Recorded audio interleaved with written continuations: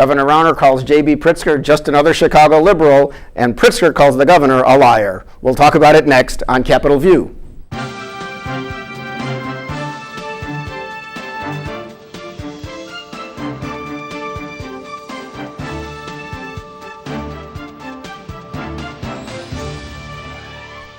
Welcome to Capitol View, the program where we talk about state issues, sometimes federal issues, and how they just might affect your life. I'm Bernie Schoenburg from the State Journal-Register. We have just over 6 weeks remaining before this current election gets over, and things are heating up out there, certainly on the airwaves of those other TV stations that have ads. Anyway, with me to talk about it, Kent Redfield, Professor Emeritus of Political Science at University of Illinois Springfield. Welcome back, Kent. Good to be here.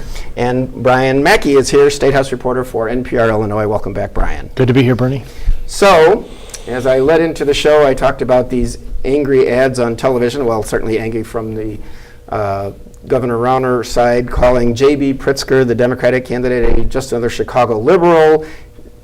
Some of it is old stuff that he has said, like when he ran for Congress in 1998 on the North Shore of Chicago, but he wants to tax guns more, and he wants all cities to be sanctuary cities, and talks about like sporting rifles. These are, again, things that seem to be pretty old, and it just calls him just another Chicago liberal with those horrible pictures. And then Pritzker has responded after that ran for a couple of days with an ad that says, you know, the more Governor Rauner lies and he's a failure, and, you know, he's lying about JB again, and they show pictures of this thing. What do we think the effect of this is on the jaded public at this point? Well, we're getting down, as you say, to the home stretch, and frankly, Pritzker's message is really much more focused. It's about, you know, the governor is a failure, the governor is a liar, and then just, you know, insert commercial after the tagline sort of thing. And the governor clearly is looking for themes. I mean, we talk a lot about Madigan, and then we just did a reset, and now we're on to Chicago liberals, and you know, there's a less focus there. There seems to be less certainty in terms of exactly what's that message that's going to make up 16 points, that's going to deal with the fact that the governor's favorables are probably less than 30% statewide. This, of course, is if we can believe polls in this day and age, because they show Pritzker up 16, 17 in some recent consistently, polls. Though, Yeah. But are they getting those cell phones? I think they do now. I think they do as well. They certainly are getting me at home, and I keep telling them at my job prohibits me from because you don't know who's calling. Participating in public opinion polling. But I think it's worth noting that particularly these Rauner ads, I mean, he has a much narrower tightrope to walk, because he's not calling Pritzker a gun grabber and a sanctuary this and that in the Chicago television market. And I was going to mention that because at WSIU, which is down in Carbondale, he did call Pritzker a gun grabber, and when he spoke to a station a few weeks ago in that calls itself the Voice of Southern Illinois, he said the same thing, a gun grabber, and that's, if you use that terminology in the suburbs or in Chicago, that might be viewed as a good thing. And of course, Pritzker is denying it anyway, but go on, I'm sorry. Yeah, no, well, that's exactly the point, is that the governor, you know, needs to try and win over these conservative voters who almost sent him packing in the primary. Let's remember, he only won by 3 percentage points over a very under-financed, compared to him, challenger, and far less well-known challenger. Basically, generic other is who almost beat him in the primary. No offense to State Representative Jeannie Ives, who has been well, she did, you know, there are good networks that social conservatives have, social media and other ways. But I mean, she hasn't been on statewide, you know, a statewide figure for the past 6 years. Not, so, you know, and so Pritzker, on the other hand, can have a much more consistent message across the state for the most part. You know, because he's either he's going to get the votes he's going to get in Southern Illinois and probably not do much more than that. The question is, will enough Republicans turn out for Governor Rauner in what's already forecast? You know, the prognosticators are saying, you know, talking about a blue wave, right? If that washes over Illinois, will the governor be able to overcome this consistent double-digit distance behind Pritzker that he's been in polls? The last several polls I've seen have had him down, 15, 16, 17 points. Yeah, you know, let's talk about Jeannie Ives for a minute. She's, of course, a state representative from Wheaton. a key reason that she said that she got into the race against Governor Rauner is because after telling people, even with a press release from his office, that he, and apparently speaking to the Cardinal Supich in Chicago, that he was going to veto a bill that expanded abortion to Medicaid, on demand, really, to people on Medicaid, so taxpayer funded, and also state employees on government insurance, but then allowed that, signed House Bill 40. Jeannie Ives was on WLS radio in Chicago last week, and Governor Rauner had been on earlier, and I think Mrs. Rauner, Diana Rauner, had been on earlier. And the host on the radio show played a message from Governor Rauner to Jeannie Ives. And basically the message was, thank you for your service in the military. She's a West Point graduate. Thank you for your service in the General Assembly. And thank you for saying you'll vote for me. She has said, after that very close primary, that she would not endorse him, unless maybe he spent $1 million saying he lied about her, but that she would vote for him as the Republican nominee. And her response was, well, she thought it was a bit hollow to say thank you for your service in the General Assembly, because every time she would talk to the 30-somethings running Rauner's agencies, they didn't listen to her, and she said, we know who's in charge in that family, and it's Diana. These are tough words. This doesn't show that the governor has brought the party together. Well, yeah, it is. Certainly he has problems with his conservative base, particularly social conservatism, but it's also personal. And so, he ran ads saying that Jeannie Ives was Mike Madigan's favorite Republican, and she obviously has not forgiven him of that. And another thorn in the governor's side is Sam McCann, who is running as a conservative, and the governor spent close to $3 million trying to beat him in a primary after he took a vote on a labor issue the governor didn't like. So, the governor has got a basic problem with his not connecting or not having the conservative support that he had in 2014, but it's also, again, very personal in terms of kind of the two figures that are leading that charge, that are giving him such heartburn, and again, requiring him to be, one candidate in the suburbs and one candidate in southern Illinois. It's very difficult to do that in the modern communication age. Things like video and audio just gets zipped around electronically everywhere, and you can hear what somebody said. So we'll see what happens.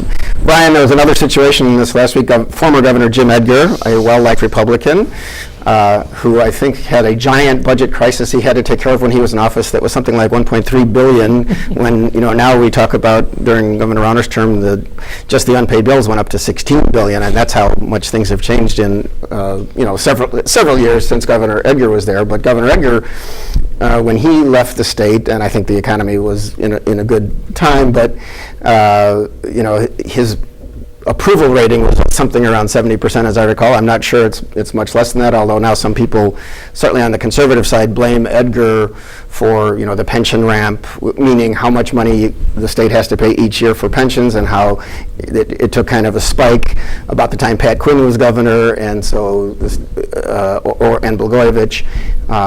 And because it became so expensive to pay for pensions, that's why this whole idea has really caught up to us. Anyway, Edgar was at Millikan University in Decatur talking to students, and also talked to our friend Mark Maxwell of Channel 3. Edgar, who campaigned, and I remember this clearly, like the day before the election, he was in Springfield with Governor Rauner and his family, campaigning for him in 2014. Edgar now says he will not endorse in this governor's election, so he's not endorsing the Republican Governor Rauner for a second term as a governor of his same party. And Channel 3 reported, Mark Maxwell, that he's also been, having conversations with J.B. Pritzker, basically counseling him a little bit. If you get too specific, you're going to get in trouble because they can use it against you in a campaign, and you got to work with the legislature, which is similar to what J.B. has been saying.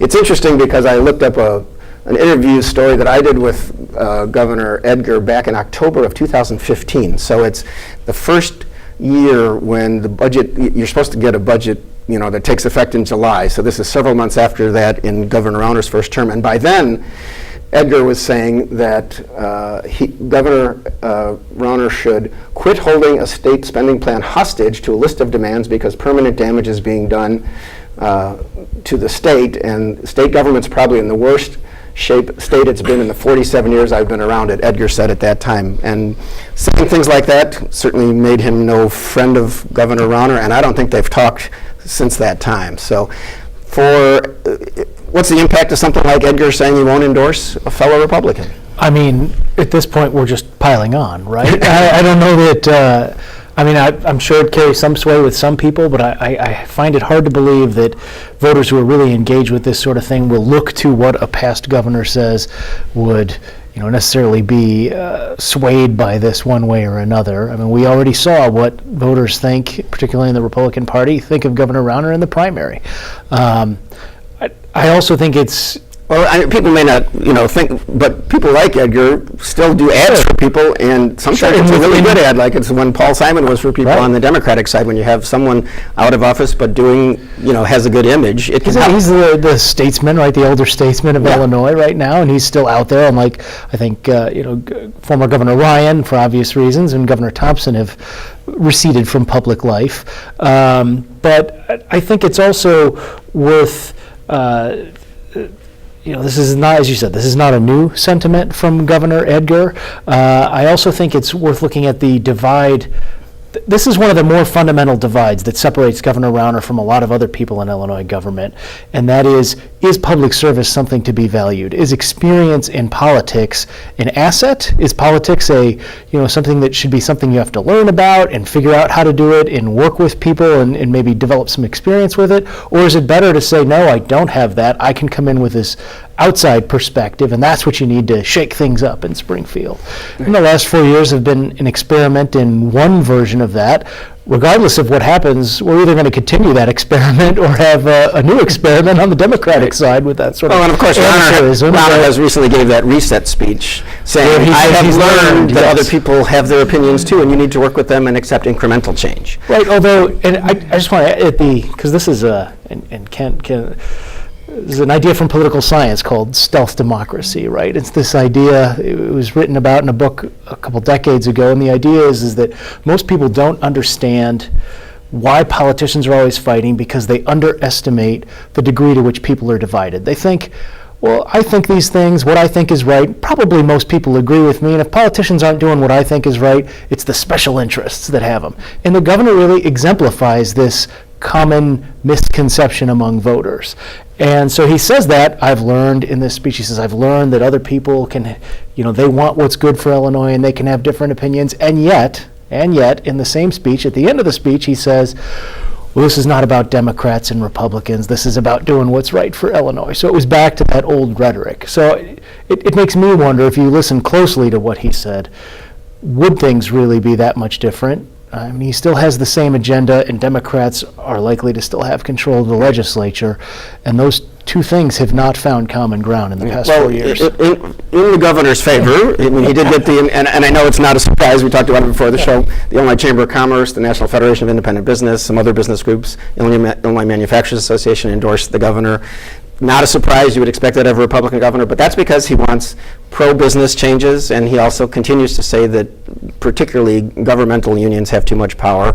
And he talks about school districts will have much more money if you take off state mandates. He doesn't exactly answer the question, does that mean you don't want them collectively bargaining on all issues with their teachers? But he had said that in the past, and I don't think he's probably changed his mind because he's certainly not taking it back. Kent, you were going to say. Yeah, and the business groups really they are still really like the governor's agenda, but the reality is that he really can't sell it, and he doesn't know how to sell it in terms of what he's faced with. Well, he's faced with a very overwhelmingly Democratic legislature, and he's trying to cut into that by helping House candidates, but we'll see if that can happen in this possibly blue wave year. Yeah, and it didn't happen the previous two times that he put a ton of money in it. It's very difficult to flip the General Assembly under this map, and so again, a pragmatic governor, and Edgar you might put into that category, and some of our other previous governors might have found a way to work with what he had, and you could have peeled the trade unions off of the Democratic coalition and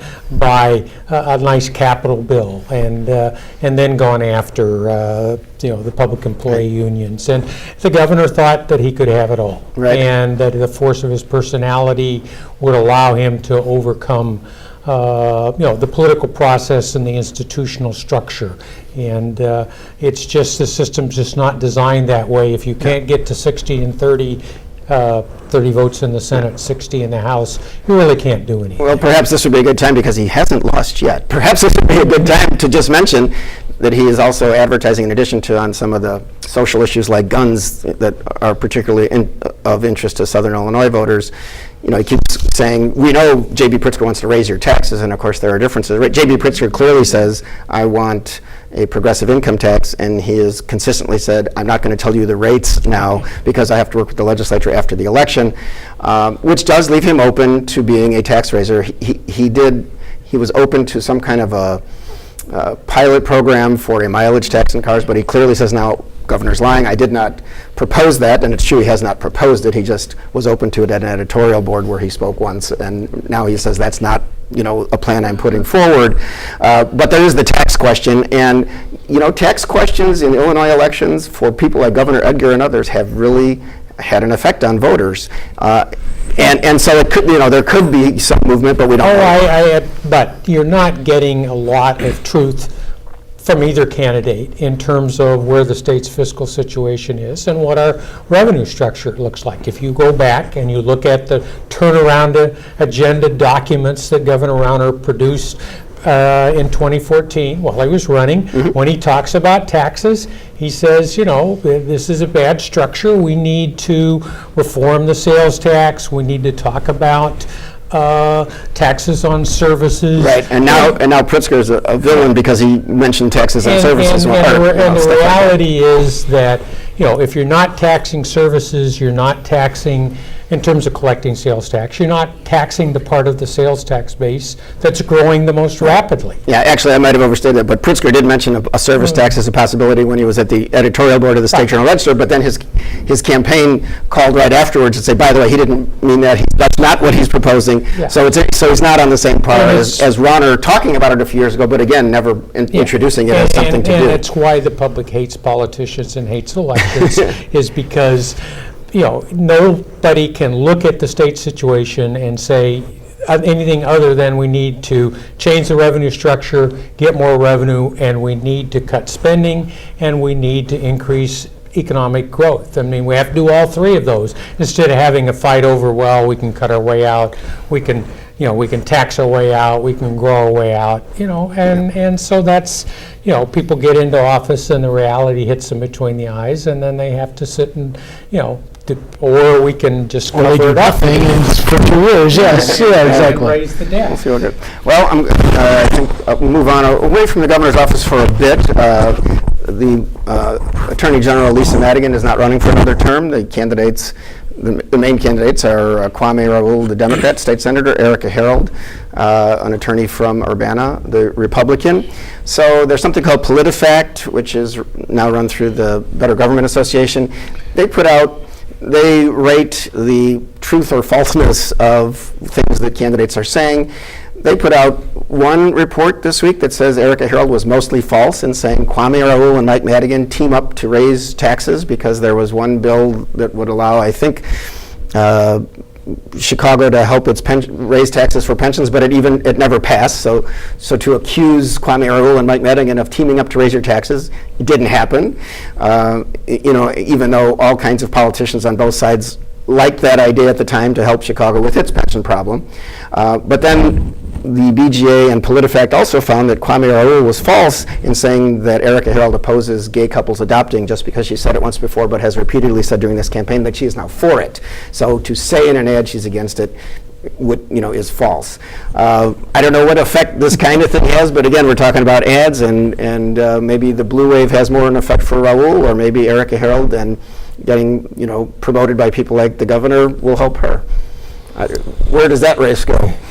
Can I get back to you in mid-November? The election, of course. Yeah. This is, if the governor's race, we hear complaints that it's been light on substance, but at least we are talking about issues of taxation and the state budget and things like that. I imagine if you stop most people on the street and ask them what are the issues, the real substantive issues in the Attorney General's race, it would be quite a head scratcher, because most people I think just don't really understand what the Attorney General does in Illinois. As the chief legal officer of the state, she or he is basically running the state's largest law firm, right? More lawyers working there than in any other private law firm in Illinois. And so we are not hearing much about the issues. I think to the extent we do, it's Democrat State Senator Kwame Raoul wants to sort of keep the ship going the way I think Lisa Madigan has structured it. But also challenge like President Trump's administration. And as Lisa perhaps- Madigan, the incumbent, has done some of. Madigan has done some of. She hasn't been sort of the ways the attorneys general of Washington State or Hawaii have been really on the vanguard of that. She has signed on, though, to a lot of these. And I think I've even, this is anecdotal, but seen an uptick in the number of statements coming from her office and lawsuits she's joining opposing things that Betsy DeVos, the Secretary of Education, has done. And she has the hotline about the Catholic Church. She got involved in the Catholic Church. I talked to someone who works for her, and he's like, you'd think she's leaving office and she would quit doing all this stuff, but there's a lot of activity lately. Well, she's relatively young in political terms, and then on the other side you have Republican Erica Harold, who substantively, like we've heard from a lot of Republicans in the past, would maybe look into corruption, right? That's something that we've often heard Republicans say they want from the Attorney General's office, and that's a possibility, I suppose, if she can get the law changed to actually give her some more power in that area. Yeah, you would, because it doesn't get the visibility, it doesn't have the salience, you obviously... And they don't have as many tens of millions of dollars to spend. Although, Raul has probably twice as much money as she does, and it's not overwhelming, but you'd like to be in his position versus hers, given kind of the political demographics of the state. He's in a much stronger position, and he's got some issues, the gay marriage and those kinds of issues, those cut pretty strongly in the suburbs, and that's something that his narrative is probably a lot stronger than hers in terms of some of the independent, the persuadable voters. She's actually closer tied to the governor in terms of where the money is coming from, and that's not necessarily a good position to be in, to be Rauner's candidate. Yeah, well, he did say at one point, I'm going to give her $1 million, and I think, it'd be great if she would go and prosecute Mike Madigan, which led to the question, what has Madigan done illegally? And the governor says, well, I'm sure there's something, basically. So you just probably expect the race to kind of go according to form, as if we don't have any major kinds of screw-ups on one side or the other. Yeah, well, we'll see. I mentioned President Trump a little bit, and obviously on the federal side of things, just around central Illinois, there's one particularly interesting congressional race. Rodney Davis is the incumbent Republican from Taylorville in Illinois 13th Congressional District. Betsy Dirksen-Londrigan is the Democrat from Springfield, taking her on. Just in the last few days, something called the Congressional Leadership Fund, which is run by Paul Ryan, or overseen by U.S. House Speaker Paul Ryan, and the leadership of the House to elect Republicans and keep the majority. It came out through the Washington Post and also their own website, without the number, but $1 million in advertising is going from that organization as an independent expenditure, I think, for Rodney Davis. So, of course, Betsy Londrigan's people say, hey, look, they know Rodney's in trouble, and so they're trying to help him. And Rodney Davis says, well, look, she says she doesn't want special interests in money, but Emily's List, which is a national organization that promotes Democratic or female candidates who are pro-choice on abortion, and Rodney is not pro-choice, he's pro-life.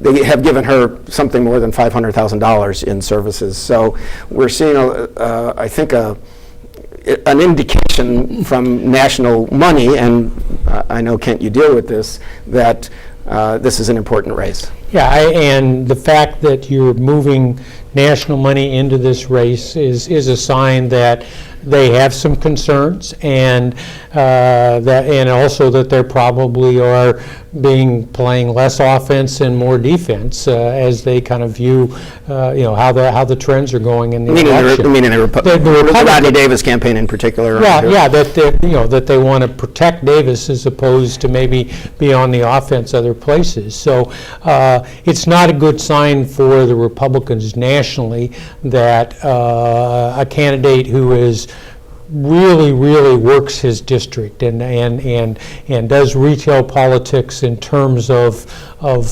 having visibility and trying to connect with the issues and tend to home fires in a state that Trump carried, a district Trump carried by, I don't know, 6 votes, percentage points. I think that's true, yeah. Yeah, no, he should be very safe, and if he's not, then that's not a good sign. Yeah, I think particularly there are 4 districts that really Republicans or Democrats are hoping they can pick up from Republicans, but Davis is one of the most interesting because this was drawn to be more even than a lot of other districts in the state. He barely won his first election in 2012, though he's won handily since then. But a few just quick, interesting points I think. He was at Granite City Steelworks with the president, so he wants to get on that bandwagon. And the economy. And the economy. When Ivanka Trump, the presidential daughter, came, he was with her.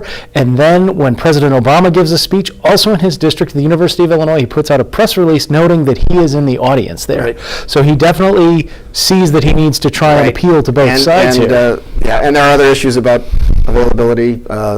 Betsy Dirks-Landrigan has had 14 recent town halls. Rodney Davis doesn't have big ones, but he also says, I meet with lots of people all the time, and I don't want to just open it up to people who will yell at me. And he was one of those Republican House members at a baseball practice near Washington who were shot at, and one of his colleagues was injured terribly at that time. So it's an interesting situation. We'll keep an eye on that one. Kent Redfield and Brian Mackey, thanks for the help. I'm Bernie Schoenburg. Thank you for watching, and we'll see you next time on Capitol View.